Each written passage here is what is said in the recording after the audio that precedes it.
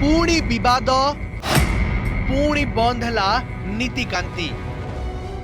श्रावणर प्रथम सोमवार रे बाबा लिंगराज मंदिर में देखा मिला विभ्राट। जल लगी सह बाबा दर्शन पाई विलंबित राति मंदिर में लगी हजार हजार भक्तों भिड़। किंतु श्रावण भेट पाउणा बंटा को केन्द्र करी ब्राह्मण और बड़ू सेवायतों मध्य विवाद उपजिबारु मंदिरर नीतिकांति संपूर्ण ठप हो जाइथिला। एहार सीधासलख प्रभाव पड़िथिला भक्तों उपरे। दूर दूरांतरु आसीथिबा श्रद्धालु माने बाबांको पूजा करि पारि नथिले।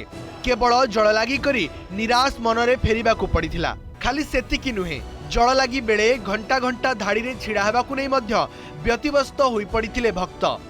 श्रावण सोमवार भली पवित्र दिन रे एभली परिस्थिति को नै भक्तों मध्य रे असंतोष देखा देइथिला। प्रशासनर व्यवस्था टिके त्रुटि अछि।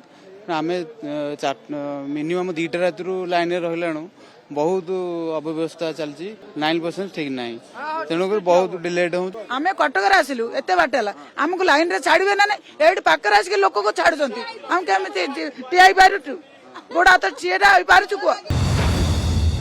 लिंगराजंक नीति बंद पाई पूजा पंडा निजोग को दायी करिछि बड़ू निजोग। कहिछि भोर 3टारे मंदिर खोली ठाकुरंक समस्त सेवा कलु। 4टा पर्यंत पूजा पंडा सेवकों को अपेक्षा कलु, हेले सेमाने आसिलेनि। तेणु आमे अवकाश करी काउडियांक जल लागी पाई मंदिर खोलिलु। श्रावण भेट पाउणा अधा नेबा पाई आमे 1991 रु दाबी करि आसुछु, हेले सेमाने कोर्ट को जाई पाउणा बंद करथिले।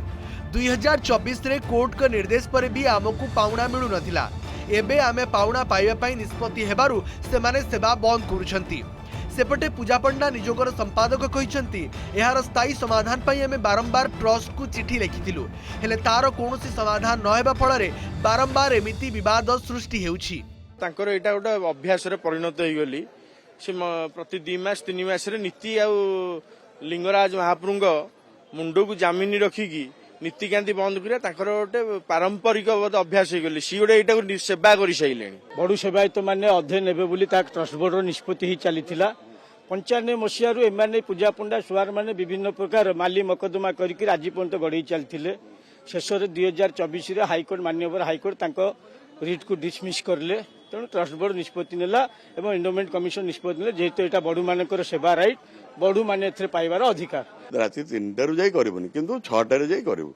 से 6टा पर्यंत यदि अपेक्षा करतांते आज आउ किछि असुविधा हिनता। आमे जाई पहुंचीलु 6टारे पहुंचाळू से खोल देइछंती, सानमेला दर्शन दे देइछंती। जेते कुंडरे टंका पैसा सुना रूपा जहाँ पड़ुची सबू नौची जड़े सेवक से बड़ू सेवक से नौची। ए कथा एमाने मंदिर प्रशासन की बुझुनी।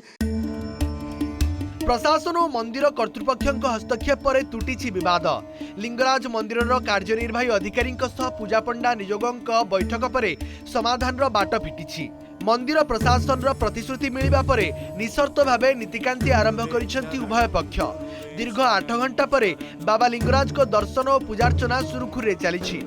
पूजा पंडांकर गोटे ग्रीभांस थिला जो रिलेटेड की सामयिक भाव में हमर जो नीति टिके विलंब होता आम सहित डिटेल्स कथबार्ता हेलु। जहाँ ग्रीभांस अच्छी रिलेटिंग टू नीति नहीं कि आम नेक्स्ट ट्रस्ट बोर्ड मीटिंग रे ताको डिसाइड करूँ। आउ से निशर्त भाव राजी होती कि पूजा जमी नीतिकांति चलो से चलो। 6 वर्ष है ये विवाद चली। ठाकुर पैता पिंधि पारु ना। ये विवाद 2 जन सेवक समाज भितर चली। ये मामला बर्तमान देवतर कोर्ट रे अच्छी। यार गोटे मुख्य कारण है लिंगराज मंदिर आज पर्यंत जड़े पूर्णकालीन एजुकेटिव अफिसर ना। भुवनेश्वर कैमरा पर्सन अनंत वासुदेव त्रिपाठी निरंजन रेड्डी रिपोर्ट, ओटीवी।